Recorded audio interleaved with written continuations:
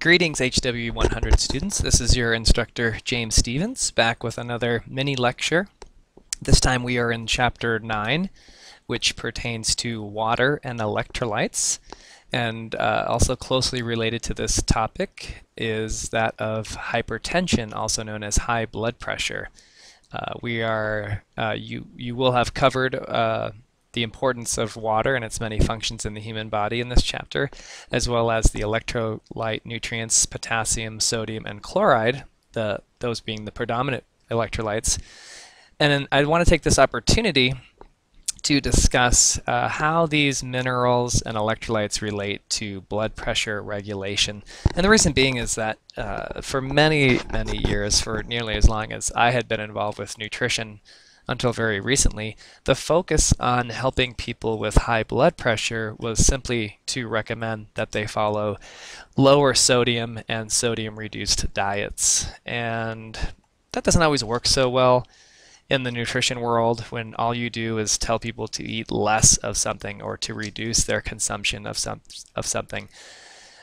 Particularly in this case when it involves the reduction of sodium, which results in many people having to reduce their salt intake. And salt is as many of you realize and know, salt is a flavor enhancer. It's something that gives flavor to foods. So generally people aren't too very happy when they meet with a nutritionist and are told, hey, you have to reduce your sodium intake. So compliance to that type of regimen or diet to control high blood pressure has been moderate at best. In fact, I'd say it's pretty low. More recently, we've discovered that other minerals play a role in blood pressure regulation, and so we can focus on increasing people's intakes of these nutrients and not have to recommend such a stringent sodium reduction. More on that later. So just to give you a scope of the issue with high blood pressure, it is very prominent here in the United States. About 50 million Americans on the most recent data have high blood pressure. That's about 1 in 5 Americans, or just under 20%. Just under 20% of all the people in the USA have high blood pressure. It's believed that more than 15 million people are undiagnosed. So on top of the on that number, a large number of people are undiagnosed. Worldwide, it's estimated that 600 million people have high blood pressure. So there's about 315 or so million people living in America. That's almost double the, and probably at this point it has reached over 600 million people with high blood pressure, or more than double the number of people living in the United States. It's referred to oftentimes as a silent disease because you really can't feel your blood pressure elevated. You may feel stressed, you may feel anxious, you may get like a flutter, but those really aren't always indicative of when your blood pressure is high. So one thing that I've noticed from having done health and wellness fairs at people's workplaces, that when we measure blood pressure at work, almost everyone invariably has high blood pressure. Now, fortunately, we don't spend all day at work, but many people do spend 8 hours or more at their workplace, and during that stressful period of time will experience or have elevated blood pressure.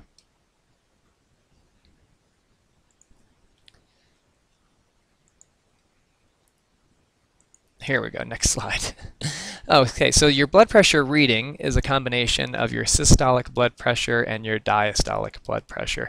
I don't want to perseverate too long on this slide necessarily, just that your systolic blood pressure will always be higher than your diastolic blood pressure. When you look at a blood pressure reading, it's the number that's above or over the diastolic blood pressure. It's basically the pressure that's in your arteries when your heart is contracting.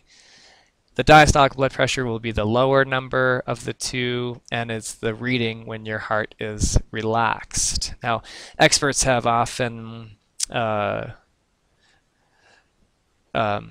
focused on one number over the other, saying that, well, maybe the diastolic blood pressure reading is the more important of the two. I think where we're at now, we realize that both numbers are important and both numbers should be used to evaluate one's blood pressure. If your numbers are above 120/80, or if your numbers are at 120/80 or lower, then you are considered to have normal blood pressure. If it goes above 120 but below 140, and above 80 but below 90, that would be deemed to be pre-hypertensive. And then true high blood pressure would be a systolic over 140, a diastolic over 90.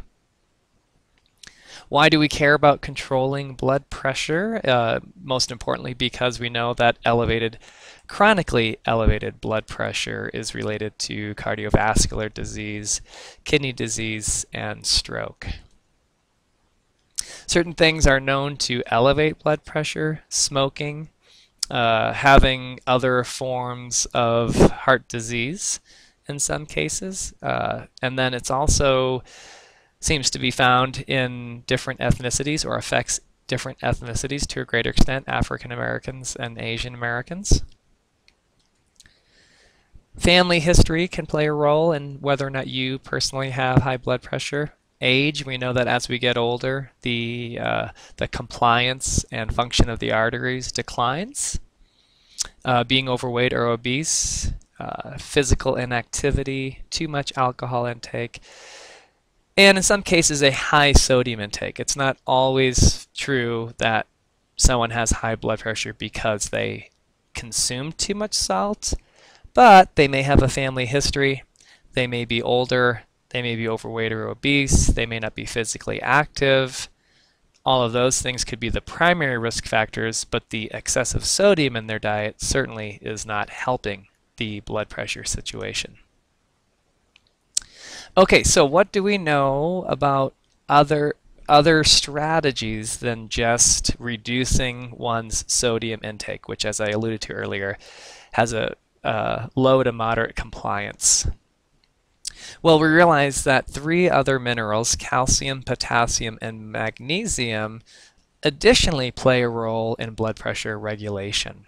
And that good studies, as we'll see here in a moment, demonstrate that individuals with a higher dietary intake, dietary meaning from food, exhibit a reduction in their blood pressure.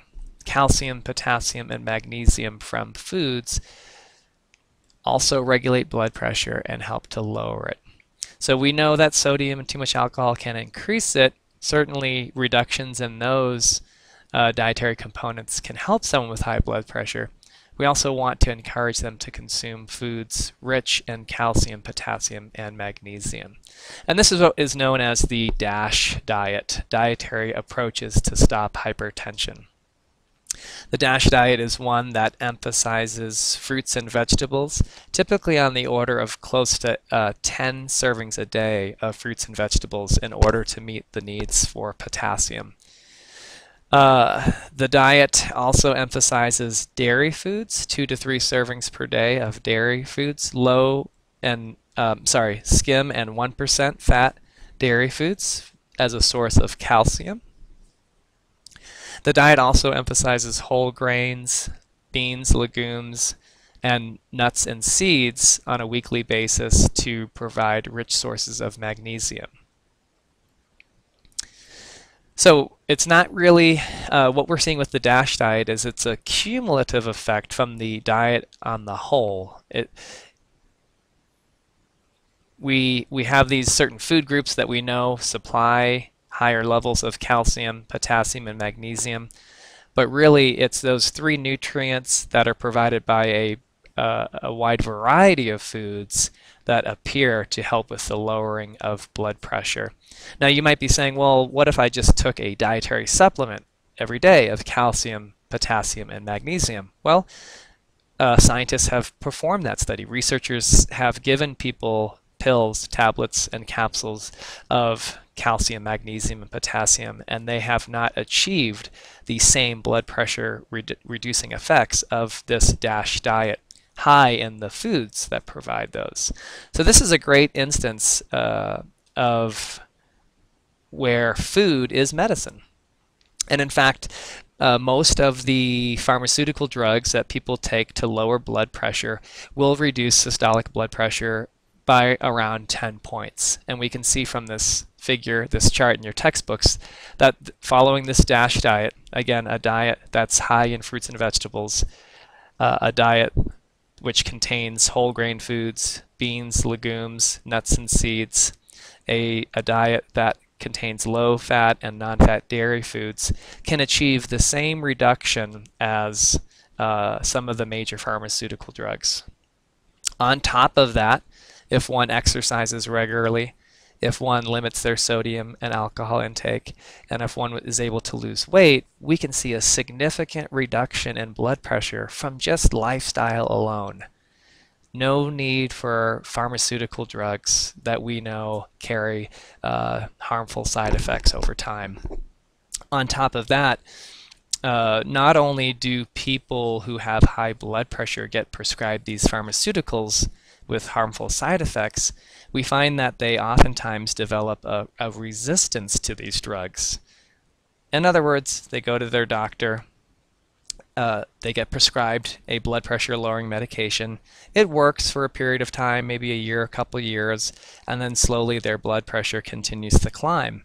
Well, they go back to their doctor, and the doctor says, okay, let's prescribe you a second blood pressure lowering medication. And they continue to take the first one. So now they're on 2 blood pressure lowering medications, and the 2 combined help to bring the patient's blood pressure back closer to normal. Well, that second medication along with the first will work for a period of time, maybe several years, but then blood pressure will creep back up again, and the whole cycle repeats itself. It is not uncommon for people with high blood pressure to be not on just one medication, not just 2, but in some instances 3 or 4 medications, all with their own set of harmful side effects to control blood pressure. So, what is my overarching message today? Change your lifestyle. If you or someone you love or someone you're close to in your family or friends has high blood pressure, this is a condition that can be managed through lifestyle changes.